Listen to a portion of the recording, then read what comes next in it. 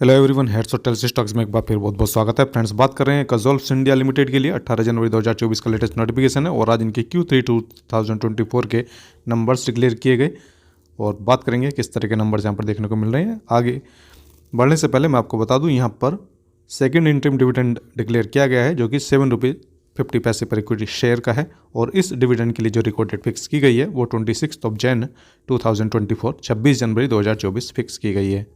So friends, अभी हम आ गए हैं कज़ोल्फ इंडिया लिमिटेड के लिए इनके कंसोलिडेटेड फाइनेंशियल नंबर्स के ऊपर 31 दिसंबर 2023 क्वार्टर के Q3 के नंबर्स हैं। जो भी वैल्यूज़ यहाँ पर देखने को मिल रही हैं वो लाख्स में देखने को मिल रही हैं और इन वैल्यूज़ को पहले की तरह हमेशा की तरह हम कन्वर्ट करके लेकर चलेंगे करोड़ में और इन वैल्यूज़ को राउंड फिगर में भी कंपेयर करेंगे। सबसे पहले कॉलम्स का क्लासिफिकेशन समझेंगे। ये आपके इस क्वार्टर के Q3 के नंबर हैं, ये लास्ट क्वार्टर के Q2 के और ये लास्ट ईयर के Q3 के नंबर्स हैं। यहाँ पर रेवेन्यू फ्रॉम ऑपरेशंस को कंपेयर करेंगे क्वार्टर ऑन क्वार्टर बेसिस पर। लास्ट क्वार्टर में यानी कि Q2 में इनका जो रेवेन्यू फ्रॉम ऑपरेशन जनरेट हुआ था वो अराउंड 25.98 करोड़ रुपीज़ के आसपास था और इस क्वार्टर में 28.42 करोड़ रुपीज़ के आसपास है। सो इस तरह से क्वार्टर ऑन क्वार्टर बेसिस पर इनका रेवेन्यू फ्रॉम ऑपरेशंस यानी कि इनकी सेल बढ़ी है और लगभग 9.3% ये बढ़ी है क्वार्टर ऑन क्वार्टर बेसिस पर। आगे बात करेंगे इसी रेवेन्यू फ्रॉम ऑपरेशंस के लिए ईयर ऑन ईयर बेसिस पर। सो लास्ट ईयर के Q3 में इनका जो रेवेन्यू फ्रॉम ऑपरेशंस था वो अराउंड 20.55 करोड़ रुपीज़ के आसपास था और इस क्वार्टर में 28.42 करोड़ रुपीज़ के आसपास है। सो ईयर ऑन ईयर बेसिस पर भी इनका रेवेन्यू फ्रॉम ऑपरेशंस अप हुआ है, बढ़ा है और लगभग 38.29% ये बढ़ा है। सो शानदार जंप इनका रेवेन्यू फ्रॉम ऑपरेशंस में ईयर ऑन ईयर बेसिस पर। आगे बात करेंगे टोटल एक्सपेंसेस के लिए जो कि एक इम्पॉर्टेंट पार्ट है।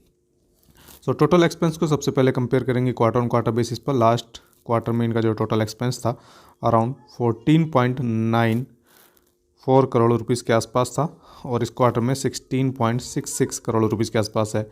सो इनका एक्सपेंस बढ़ा है क्वार्टर ऑन क्वार्टर बेसिस पर और अप्रॉक्स ये 11.51% बढ़ा है क्वार्टर ऑन क्वार्टर बेसिस पर, जबकि इनकी सेल हमने देखा था 9.3% के आसपास बढ़ी है। सो यहाँ पर कंपेरेटिवली हैवी हुए हैं थोड़े से एक्सपेंसेस।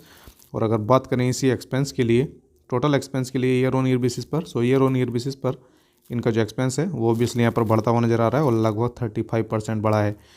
और अगर बात करें तो इनकी सेल हमने देखा था 38.29% बढ़ी है ईयर ऑन ईयर बेसिस पर। तो यहाँ पर लिमिट हुए हैं expenses year on year basis पर। आगे बात करेंगे इनके लिए नेट प्रॉफिट की या प्रॉफिट फॉर द पीरियड की।